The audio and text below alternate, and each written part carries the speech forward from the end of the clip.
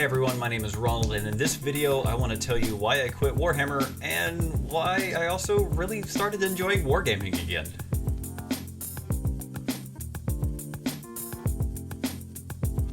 So I want to tell you why I quit Warhammer and why that's such a big deal to me. I've been playing Warhammer since I was a little kid.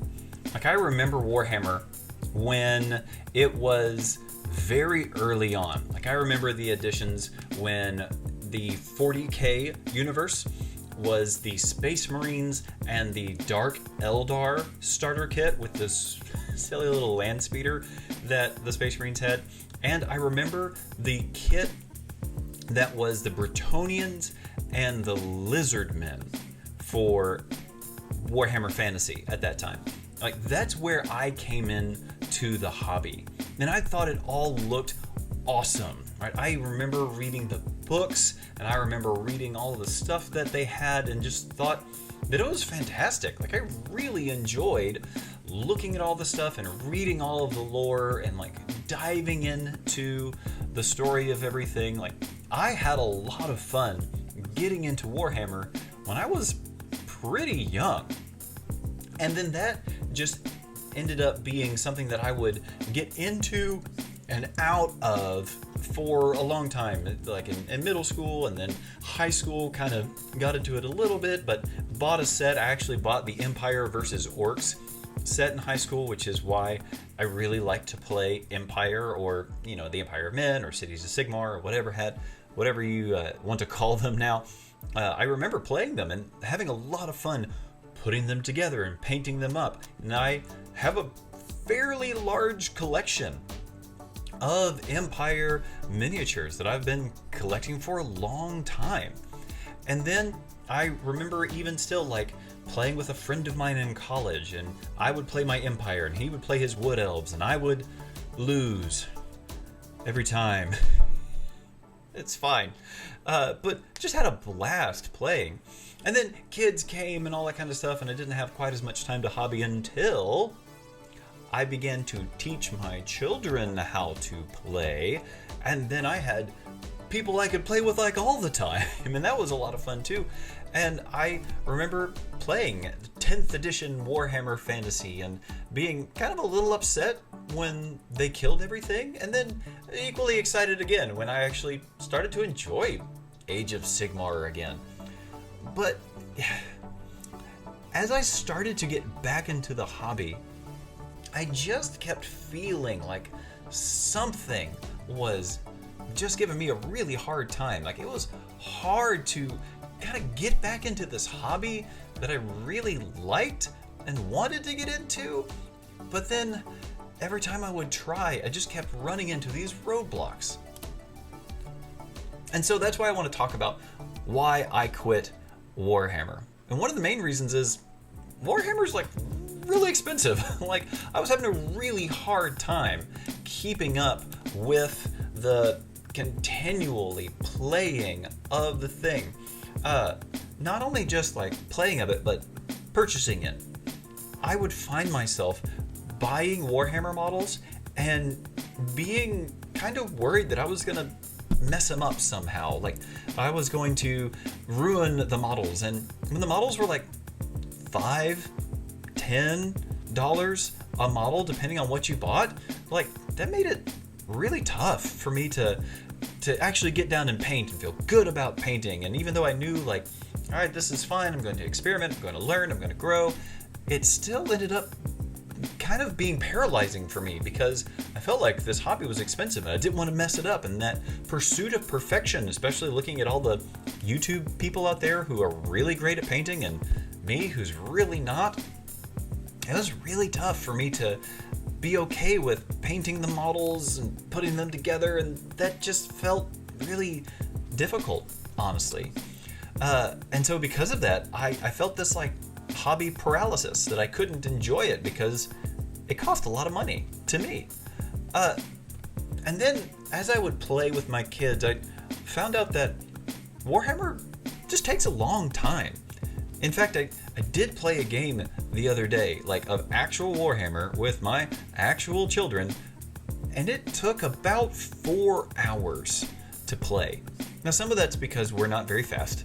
Some of that's because, like, children, and that's fine, right? But it just takes so long. And even if you're playing like 1,000-point game, or like we were trying to play like a 2,000-point-ish game, it took a really long time for like me to take my turn. And then I would sit and I would wait for 30 minutes while they took their turn. And then that back and forth was just kind of uncomfortable because it took so dang long to play. Like, I'm a busy guy. Like, I've got kids, I've got a job, I've got things I need to do. And even though like spending 4 hours on a Saturday just goofing off and playing Warhammer sounds fun, I kind of want to do other things with my day too. 4 hours, one game, that felt a little excessive to me. And I kind of remember sitting back and going, this is just taking forever. And then another problem that I had with Warhammer is that it's just a ton of books. Like right now, from where I'm sitting, I can see my bookshelf, and there are some Warhammer books on the bookshelf, but I just really don't like having to buy a new book every single year. And then even still, not just buying a new book, but buying the new rule book to get started, and then the new supplemental army book or battle tome that goes along with that. And then just because we're dealing with actual physical books, well, then I have to keep up with, like, okay, well, what book do I have to buy now? What thing do I have to get at this point? Do I need to download this errata so that I'm flipping through the actual physical book at the same time that I'm rifling through these printed off PDFs that I have? And then, well, maybe those PDFs might not be right, or they're right now, but maybe in a minute they won't be. And I'm looking at printed point costs, but those don't care because they're going to get changed. I really just got turned off to this idea that I was buying this giant stack of books that they were really going to be useless after a while, because the rules were going to get errated and they were going to get FAQ'd. And then I do have a neat book with a lot of lore in it that I like, but I had a book that, as far as a rule book, it wasn't. And it was really kind of frustrating. And then there was this. If I were to get into Warhammer, like if I just wanted to start in Warhammer, the starter set that you can buy, not even on like Warhammer's website, Games Workshop website, but Amazon, it's going to run you about $65 with tax. And looking here, you're going to get about 15 models just to get started. And that comes with, sure, some paints and a battle mat and the handbook. But really, $65 to get started with all that didn't really seem like a great investment to me. But okay, so maybe not 40K, but maybe Age of Sigmar. Okay, well, it's $50, but you don't get any paints. And again, you get about 10 to 12 models. The starter rule book, the battle tomes, you get some dice and some tape measures, I guess. But unless you're going to play the starting armies of what these are, it's going to cost you about $50-$60 just to get the core rule book to get started. All right, and so say you're me then. Say you really enjoy Cities of Sigmar, which I do since I've played Empire for a while. And off topic for a minute, I love the new sculpts for Cities of Sigmar. They look cool. What I don't like is when we switched over from my old Empire army to this new City of Sigmar, that they just let tons of models go. Like, I remember showing up to a tournament here in town, not a tournament, like a friendly game, where they said, okay, you can play Warhammer. And I brought in my list, and I had some cannons, and I had some mortars, because when I was playing Empire as a kid, like, I just bought some cannons and mortars off eBay, because I know how eBay works. And the guy was saying, well, the mortars are great, but you can't use them anymore. They got FAQ'd. You can't use those mortars at all anymore in Warhammer games. And I'm looking at my collection and going, okay, that kind of stinks. I can't use them. How about my Empire Knights? Oh no, you can't use your Knights either. Those got FAQ'd too. And I'm just watching as like this army that I had built up over years got smaller and smaller and smaller. And even though I love the new Cities of Sigmar sculpts, I'm buying into a brand new army at this point because none of my old sculpts work anymore. So let's say I wanted to get started, right? And I've bought the $50 book to dive into just the core rules. Let's even say I bought it that way. Well, I have to buy another $50 book to get the battle tome for Cities of Sigmar here, which is a ton of lore, super cool, a lot of art, I love that. But as far as rules, it's a couple pages of rules that will probably end up getting FAQ'd again at some point. And so I have to print out more pieces of paper to go with what got changed. Well, then let's say I wanted to start with the spearhead. It looks neat, but just looking at the spearhead on Games Workshop website, it's 120 bucks, same about on Amazon, a little cheaper, about 15% less. And it's still about, I think it's 16 models or so. You get the 10 troops, you get 10 troops, you get the 5 knights, you get the 1 general, who again looks super cool, and the cannon, right? So quick math, 17 models. $120 for 17 models. And that's probably not going to be your whole army, right? You're going to want to add on to that, like with Empire. I remember my massive gun line that I used to have. So if I was going to buy 10 Fusiliers, that would be another 50 bucks. And then maybe I wanted a really big, cool centerpiece model for my army too. I'd buy this really cool looking centerpiece monster general model. That's awesome. But at the end of the day, I've spent about $340, maybe almost $400 if you include the original army book. And this is important, I don't even have an opponent yet. I don't even have somebody else to play. I just have me with my army, and I've spent nearly 400 bucks just getting started. That's not including paints, that's not including all of that kind of stuff.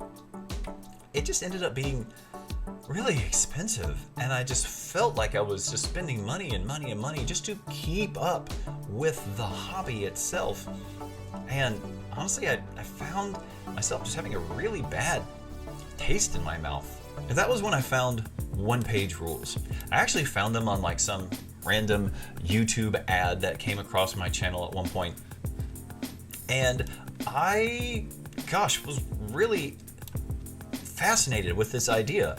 Because if you look at the website that I'm looking at right now, it starts with Forging New Frontiers one page at a time. Get free starter set here. Well, okay, you've got me hooked already because I really enjoy playing war games. You can see by my massive collection of stuff that I bought. All right, so what does that free starter set look like? Well, for Grimdark Future, you can get started with their armies that they have here. If you have a 3D printer, this comes with everything that you need to print 2 different armies with for free, including the rules that you need to play for free so you can play their game. And then the same goes for the fantasy version as well. 2 different armies that if you have a 3D printer, you can download the STL files, print them up, and all of a sudden, you're playing a game with free rules and free miniatures, right? For me, this was huge and such a big deal because I was looking at these giant models and wanting to play and wanting to do more with them, but I just felt like I was opening up my wallet and going into this weird pay-to-play scheme / structure that it just wasn't exciting for me anymore. Adding on to that, the fact that Warhammer games just take so long to play that it felt like the hobby wasn't fun for me anymore. Like there wasn't any more enjoyment that I was getting out of it. And then I didn't want to paint my miniatures because they felt so expensive, and I didn't want to mess up anything, and I knew sitting down to play would just take so long. All of that all of a sudden just went away when I was here playing Onepage Rules. Now, if you're not familiar with Onepage Rules, it's exactly what it sounds like. It is a game that you can play with one page of rules. And this is it. Free on their website. These are the rules. Okay, now, understand. Hear me. These are one page front and back, all right? They do cheat a little bit. But when I was reading over this for the first time, I found myself really excited about it because it read like Warhammer, it sounded like Warhammer, and after I played a game or two with me and my kids and some friends, oh my goodness, it felt a lot like Warhammer. Like, it felt like the fun that I wanted to have when I was a kid, and it felt like I was getting to have that fun all over again, and it was exciting. Now, what's crazy is Onepage Rules has a Patreon, right? $10 a month so that you can experience their game in a more deep way. Now, at first it kind of feels like, well, Roland, you said you didn't want to do like a pay-to-play subscription model. Why are you giving Onepage Rules your Patreon money? Well, one of the main reasons is because what all you get for $10, it's kind of insane. For $10 a month, right now, with what they're doing, you get about 50 plus models. But let me show you what I'm getting this month for my $10 for OPR. I get 2 different armies for this month for OPR. I get the Vampiric Undead to play in their Age of Fantasy, and I get their High Elf fleets to play with their Grimdark Future. Now, this is really neat. There's 2 tanks up here that are going to come later on for effectively the Eldar or Aldari or whatever you want to say. And then they have their Flamers, their Scorchers. They have their High Elf Nobles over here who are their hero models. They have these Stingers down here that are really cool, and you'll probably recognize them as, Scorpions and Flamers from the different things in 40K. But then if you look at the vampires over here, you'll see these skeleton knights as well as werewolves that they have, and these really neat looking giant zombie butcher guys that they have with their vampiric undead. And this is just 1 month of models. Again, let me tell you, 1 month of models for $10. And the cool thing about 3D printing is that this isn't just going to be me doing one time I pay it and I get these models just the one time. I can print these things as many times as I want. For comparison, let me show you something. If I wanted to have these skeleton knights right here from Games Workshop, which again, let's be real, they look really cool, I would have to pay $70 to get these 5 models. $70 for 5 models. Hey Siri, what's 70 divided by 5? What's 70 divided by 5? Oh, 14. Siri says it's $14 per model for Games Workshop models. Let me remind you real quick that I pay $10 a month to get not only these really cool skeleton knights up here, but also everything else that comes with OPR. The value of that is insane. I am falling in love with how this works and with what this looks like, because it means that I can print off these models, paint them, get it wrong, and then try to paint them again. It's not a big deal because I'm just using resin and my printer, and if I get it wrong, it cost me like maybe $5 to print all of that for this month. Truly, it cost me about $5 to print off the entire futuristic army and the entire fantasy army as well. So as far as that, I couldn't ask for a better value. Now, here's what's also really cool. OPR plays very fast, right? There's a lot of quickness to the game that I really enjoy, and it involves lots of strategy. Rather than me taking the entirety of my turn and then watching someone else take the entirety of their turn, where the only thing I'm doing is sitting back and like making saving throws every now and then and like watching my army get decimated and not being able to do anything about it. The really cool thing with OPR is it takes alternating activations, meaning that I go and then my opponent goes. So I take one unit and activate them. I move, I shoot, I maybe have close combat, and that's that. Then my other opponent takes their turn. They move, shoot, close combat, and it goes back and forth to where we're trading. And it's not so much just waiting around for my opponent to do something. Instead, it's active strategy going back and forth to where if I make a tactical blunder, and I'm not very good at war games, let's be real, but if I make a tactical blunder, it's fine.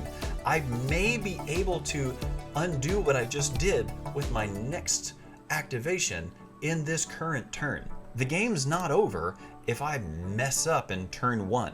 I actually have a chance to come back and make things make sense as the game progresses. It's really fast, and I really enjoy it. And then I also really enjoy Onepage Rules because of this other thing that I've got here. Why isn't this working? Not only is OPR very fast, and that's one of the reasons that I like it, but they also have digital rules. Now, I didn't know how big of a deal this was going to be for me until I experienced it. OPR actually just released their version 3.3. So they're on version 3 right now. They just released a pretty big update. And do you know what I had to do or buy or change? Nothing. And it was really, really refreshing, honestly, because all I had to do was go to their website and look over the core rules and how things had changed in version 3.3. And it was all there. Everything. Right up here, version 3.3. It's just there and ready for me.